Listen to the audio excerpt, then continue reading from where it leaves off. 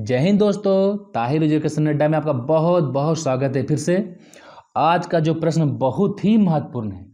आप खुद जांचिए, खुद देखिए, क्योंकि जो आज का प्रश्न है वो सिलेबस के आधार पर है, बीपीएससी, बिहार दरोगा, यूपी दरोगा के आधार पर है। ठीक है। और सबसे महत्वपूर्ण बात इसमें है कि इसको आज इसमें करंट अफेयर को भी ऐड किया गया है। तो दोस्त, आप लोग का सपोर्ट चाहिए। धीरे धीरे वीडियो, मैथ का भी वीडियो आएगा, ज्योग्राफी, पॉलिटी, इकोनॉमिक्स, हिस्ट्री सबका वीडियो आएगा। लेकिन आप लोग प्लीज़ सपोर्ट कीजिए और प्लीज़ कमेंट बॉक्स में जाके बताइए कितना आपका सही हुआ है। तो हम लोग स्टार्ट करते हैं। आज का पहला प्रश्न आपके सामने प्रश्न है, एकमात्र एशियाई देश जहां से विषुवत रेखा गुजरती है। 2 सेकंड का टाइम लेना है आपको।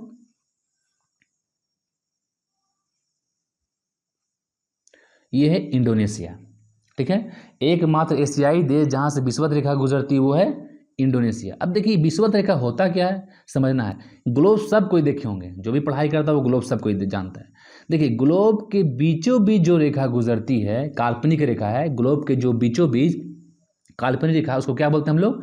विषुवत रेखा। इसको एक और नाम जानते हैं हम लोग, भूमध्य रेखा।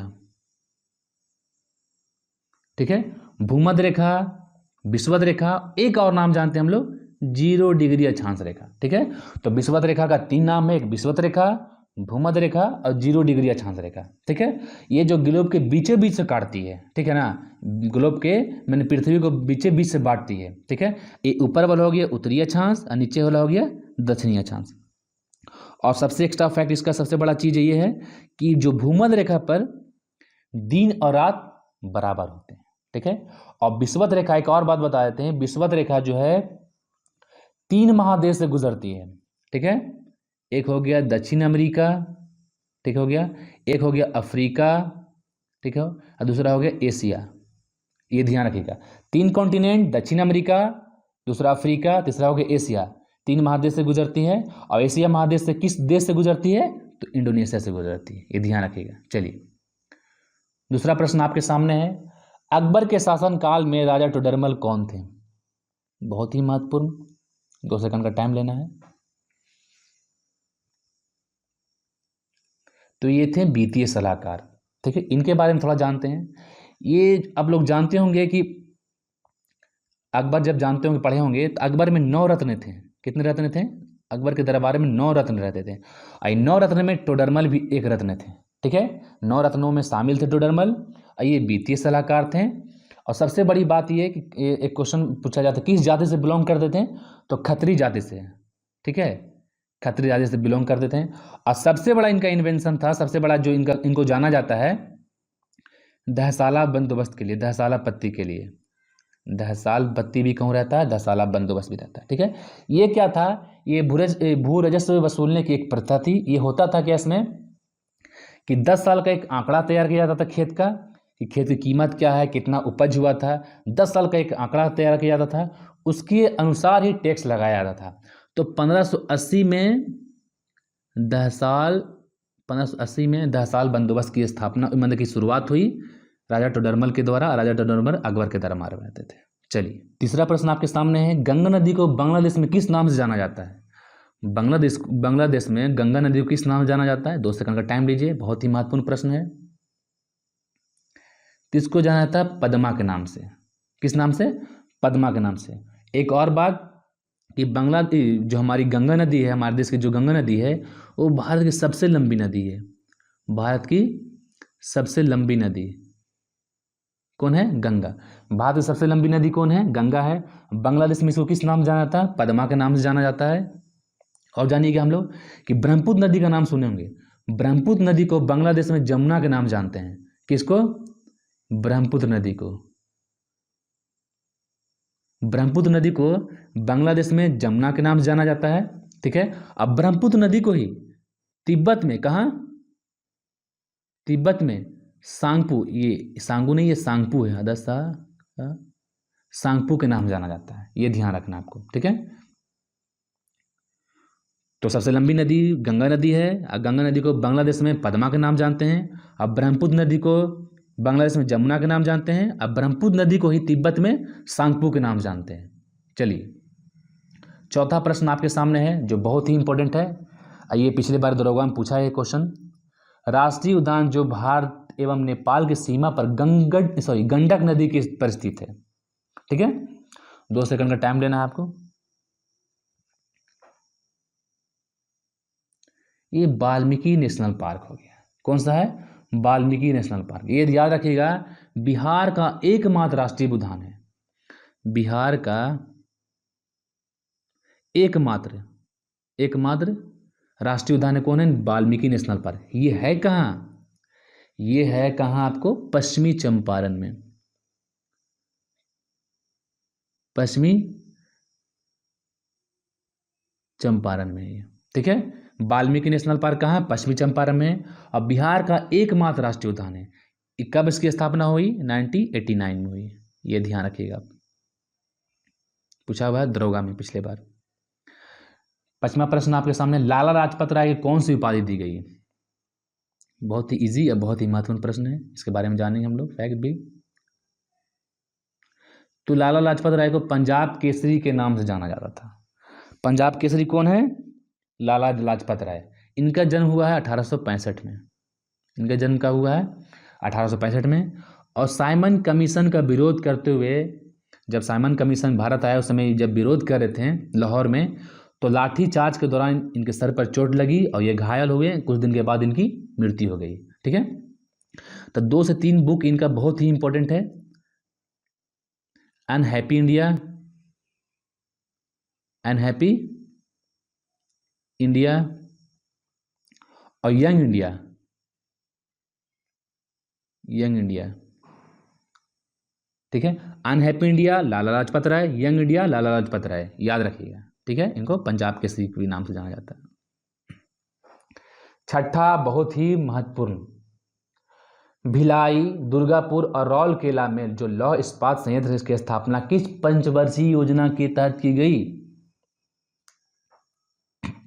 और ये भी जानेंगे हम लोग किस किस देश ने बनाया है इसको, ये एक्स्ट्रा फैक्ट। 2 सेकंड का टाइम लीजिए। दूसरी पंचवर्षीय योजना। ठीक है, दूसरी पंचवर्षीय योजना कब हुई? 56 से 61। ठीक है, पहला पंचवर्षीय योजना की बात किया जाए तो सबसे पहले पंचवर्षीय योजना 51 से 56 के बीच हुई। 51 से 56। ठीक है, इसमें कृषि पर बल दिया गया। पहला पंचवर्षीय योजना 51 से 56, इसमें कृषि पर बल दिया गया। ठीक है, पहला पंचवर्षीय योजना जो हुआ ना, हेराल्ड मॉडल के आधार पर हुआ। ये ध्यान रखिएगा, पहला बता रहे हैं हम, पहला पंचवर्षीय योजना 51 से 56 हेराल्ड डोमार मॉडल के आधार पर हुआ है। और दूसरा पंचवर्षीय योजना 1956 से 61 के बीच में हुआ है। ठीक है, ये पीसी महालनोबिस के मॉडल पर है। पीसी महालनोबिस के मॉडल पर हुआ है ये दूसरा पंचवर्षीय योजना। ठीक है, ध्यान रखिएगा। और ये दूसरा पंचवर्षीय योजना में औद्योगिक पर ज़्यादा बल दिया गया, यानी कि जैसे औद्योगिक बोलने की भिलाई, दुर्गापुर, सब राउरकेला जो लौह इस्पात संयंत्र है खोला गया इस पर। अब आप जानेंगे हम लोग कि भिलाई जो है किस देश के सहयोग से खोला गया। तो भिलाई जो है रूस के सहयोग से खोला गया, याद रखिएगा। दुर्गापुर जो है ये ब्रिटेन के सहयोग से खोला गया। ठीक है, बहुत ही इंपॉर्टेंट प्रश्न है। जो राउरकेला जो है ये जर्मनी के सहयोग से खोला गया। ठीक है, तो भिलाई रूस, दुर्गापुर ब्रिटेन और राउरकेला जर्मनी के सहयोग से खोला गया। ठीक है, किस पंचवर्षीय योजना में? तो दूसरी पंचवर्षीय योजना में। चलिए, 7वां क्वेश्चन है आपके सामने, लौह और रक्त की नीति को किसने अपनाया? 2 सेकंड का टाइम लीजिए, बहुत ही महत्वपूर्ण प्रश्न है ये। इसको अपनाया है बलबन ने। ठीक है, बलबन का पूरा नाम है गयासुद्दीन बलबन। ठीक है, ये क्या करता है, जब गद्दी पर बैठता है तो अपनी आंतरिक स्थिति को मजबूत करने के लिए कदम उठाता है। जो लोग इन पर विद्रोह करते थे उनको मारकर मतलब कि सख्त कड़ा कानून बनाए लौह रक्त की नीति को। ठीक है, इसका पूरा नाम गयासुद्दीन बलबन है। और इसने एक सिस्टम चलाई थी, सिजदा और पाबोस। ये बहुत ही महत्वपूर्ण है, सिजदा और पाबोस। ठीक है, सिजदा और पाबोस किसने चलाया? बलबन ने। लौह रक्त नीति किसने चलाया? बलबन ने। ठीक है, अब बलबन ने ही क्या चलाया था? नौरोज त्यौहार, एक पारसी त्यौहार था नौरोज। ये भी बहुत पूछता है, नौरोज कौन सा त्यौहार था? पारसी त्यौहार था नौरोज। ठीक है, इसको चलाया था बलबन ने। ठीक है, अब बलबन ने एक और चीज चलाया है, स्टार्ट किया था, दीवान ए अर्ज। ये क्वेश्चन बहुत ही इंपॉर्टेंट है, पूछता कि दीवाने अर्ज है क्या, तो क्या है ये सैन्य विभाग है, सैन्य विभाग है। दीवान अर्ज क्या है, सैन्य विभाग है। किसने चालू किया, बलबन ने, ठीक है, तो ध्यान रखना है। चलिए 8वां प्रश्न आपके सामने है, जैन धर्म में महावीर को यति कब कहा गया। 2 सेकंड का टाइम लीजिए आप। तो घर त्यागने के बाद जैन धर्म में महावीर को यति कहा गया है, ठीक है। आप सब लोग जानते हैं कि जैन धर्म के जो संस्थापक हैं वो कौन थे, ऋषभ देव थे।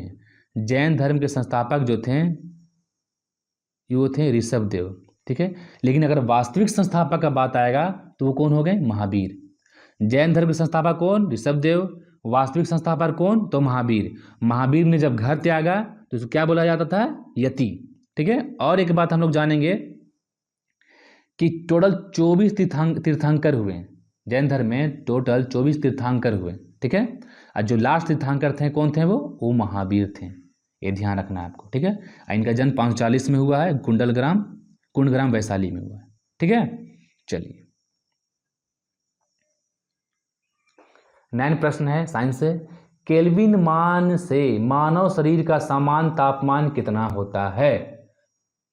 केल्विन मान से 3 तरह से मान ज्ञात किया जाता है, शरीर के टेम्परेचर को ज्ञात किया जाता है। तो केल्विन मान से पूछेगा तो 310 केल्विन, ठीक है। समान तापमान 310 केल्विन होता है। और उसके बाद अगर सेंटीग्रेड पूछेगा तो 37 डिग्री सेंटीग्रेड समान तापमान, ठीक है। फॉरेनहाइट पूछेगा, ठीक है, यहाँ पर लिखते हैं, फॉरेनहाइट पूछेगा तो 98.6 फॉरेनहाइट, ठीक है। केल्विन में 310, सेल्सियस में 37 डिग्री सेल्सियस और फॉरेनहाइट में 98.6 फॉरेनहाइट, ठीक है। एक और एक्स्ट्रा फैक्ट बताते हैं आपको कि 40 डिग्री तापमान पर, जो 40 डिग्री तापमान पर, कितना डिग्री पर, 40 डिग्री तापमान पर सेल्सियस और फॉरेनहाइट दोनों इक्वल होता है, दोनों का तापमान इक्वल होता है, ये ध्यान रखिएगा। 10 नंबर, ये आपका करंट अफेयर क्वेश्चन है। चक्रवाती तूफान निवार की उत्पत्ति का क्षेत्र कौन सा है। 2 सेकंड का टाइम लीजिए आप।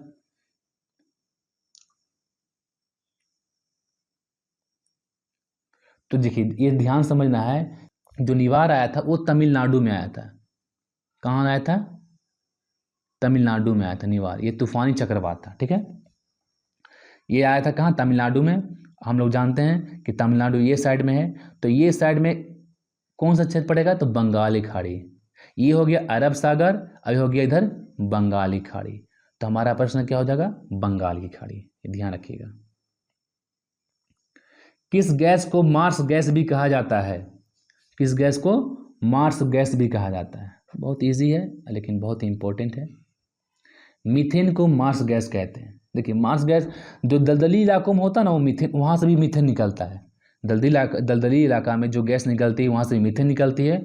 और मीथेन का जो फार्मूला होता है वो CH4 होता है, ठीक है। तो मार्स गैस मीथेन को बोला जाता है, ये ध्यान रखिएगा।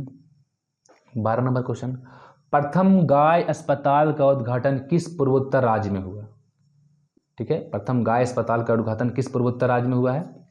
2 सेकंड का टाइम लीजिए।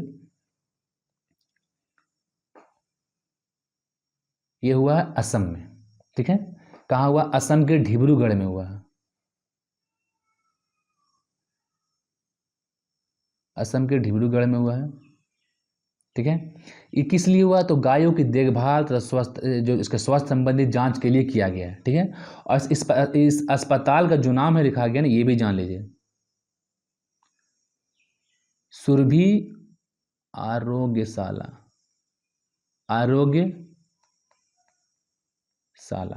ठीक है। तो क्वेश्चन पूछेगा कि प्रथम गाय अस्पताल कहाँ, तो असम से हुआ, असम में हुआ है। उस अस्पताल का नाम क्या रखा गया है, तो सुरभि आरोग्यशाला, ठीक है। चलिए हाल ही में किस राज्य में महिला उत्कर्ष योजना, ये बहुत ही महत्वपूर्ण है। हाल ही में किस राज्य में महिला उत्कर्ष योजना शुरू किया गया है, ठीक है। 2 सेकंड का टाइम लीजिए आप।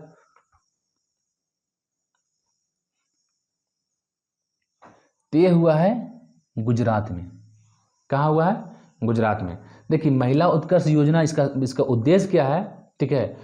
तो महिला समूहों को ब्याज मुक्त ऋण देना, जो महिला समूह होंगी उनको बिना ब्याज का ऋण देना, बिना ब्याज का ऋण देना, ठीक है। ये महिला उत्कर्ष योजना का मुख्य उद्देश्य है।